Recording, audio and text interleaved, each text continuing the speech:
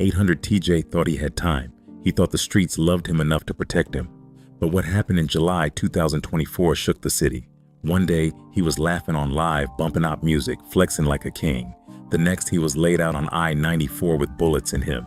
This wasn't just another drill rapper gone too soon. This was personal, disrespectful, loud, and the whole thing played out like a movie.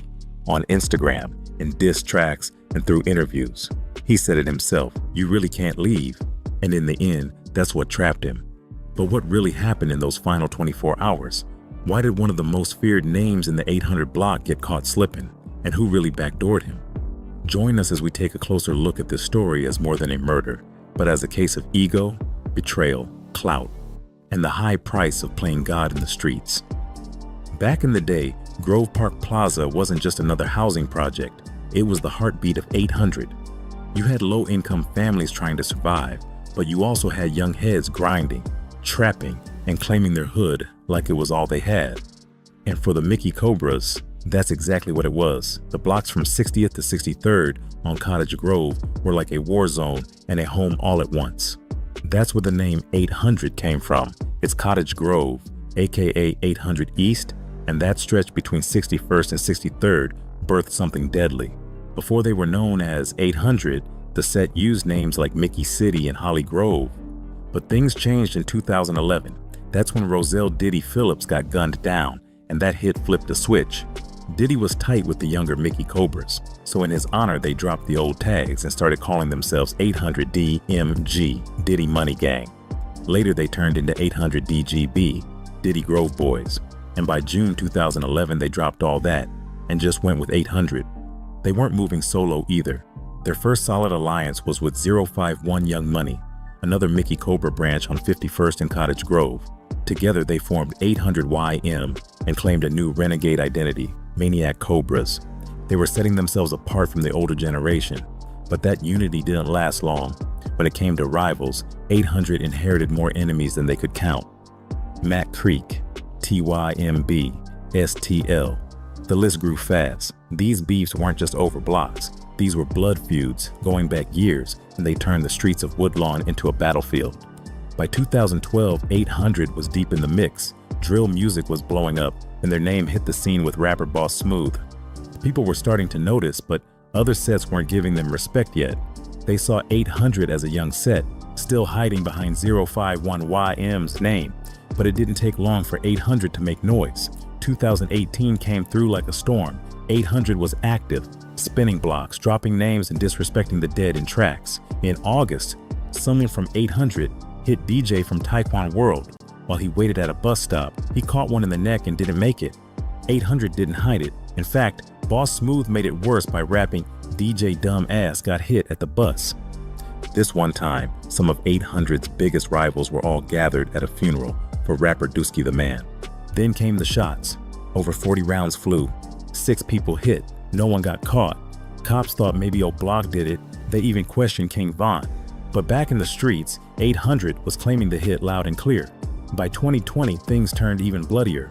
But 800's enemies weren't staying quiet, and so they retaliated. Even with all the loss, 800 stayed standing. By 2024, they had moved from their old block, mostly due to gentrification. No more Grove Park.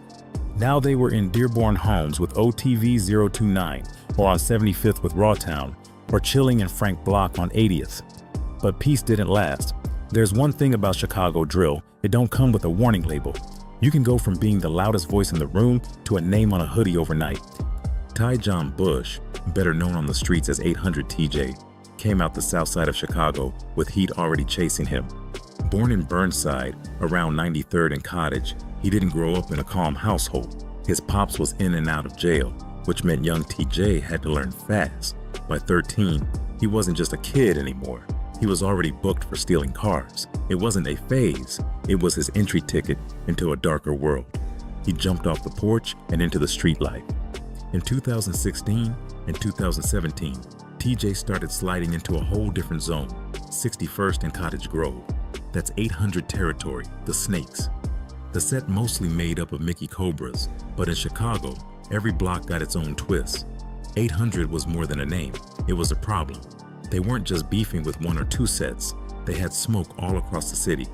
FA, 069, Mix Mob, STL, Taquan World, Pocket Town, 051 Money, and M Block. The list was long, and the hate was real. Even though he was born on 93rd, 800 took him in. TJ became one of their own, and like most of them, he lived online as much as he lived on the block. That's how he moved, like he had no fear, but TJ's mouth got him into more than music. In 2022, he got caught with a gun. Body cam footage of the arrest got out, and his legal history started unfolding. He had already spent time in Cook County. Some reports said he did 3 years at 50%, which would be 18 months, but somehow he was back out in 8. He told folks he took a deal, said he slid right out. Whatever the case, he was back outside doing what he always did, talking wild and moving reckless. He wasn't afraid to diss Bloodhound L. Jeff, who got dropped on camera trying to catch a body. TJ laughed on live after L. Jeff died, asked when the funeral was, taunted folks like he had nothing to lose. This wasn't just rap, it was real tension. TJ was a name the city knew. Some saw him as a problem, others as the next to blow, but either way, he was on everybody's radar. His tracks were circulating, not just for the bars, but for the bodies he mentioned, and that's what made it dangerous. And TJ, he kept feeding the fire. Every time he went live, it felt like he was daring the streets to touch him, like he thought he was bulletproof. But in a city like this, that kind of confidence comes with a timer. TJ always had a mouth on him, but in July 2024, he took things too far. The day before he died, he went live again. This time, it wasn't just dissing the ops or posting subliminals. Nah, he straight up clowned a man who accused him of stealing his gun. That man was G. Kane, a young rapper coming up out of MCB. TJ laughed at him in front of the whole city. "You gave me the gun and I took off on your ass," he said. "Then you tried to run back up and I upped on you." It wasn't just disrespect, it was a full-on public confession. "I was on live when I took your gun. Everybody's seen it," he said again, bold as ever. He didn't just say it. He rode around playing GK's own music while holding the same pipe he snatched. That was the kind of move that don't just make enemies, it makes a death wish. TJ had screenshots too. DMs where GK says straight up, "You ain't got long. I'm gonna miss you, brother." Then another one, "This was meant to be." That was the moment the clock started ticking. GK went live later that same day, tight-faced and fiery.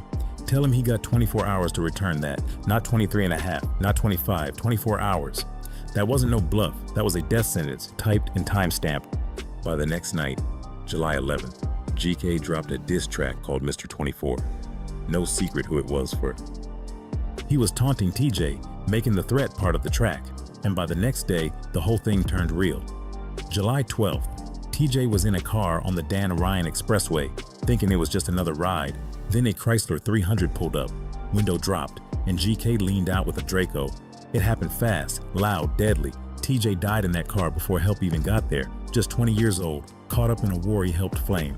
Lil Mike got hit too, but survived. And GK, he ain't hide. Not even 10 minutes after the hit, he was live. Again, same Draco in hand. "Y'all know I got my gun back," he said. "They gave me my star back."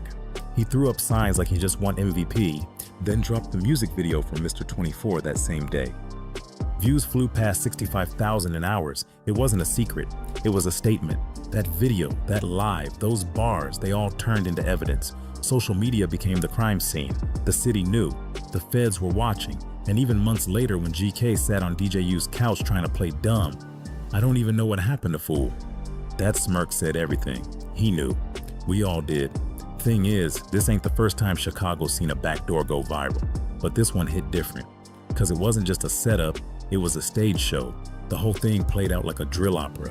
Lives, diss tracks, reposts, threats, like the ops had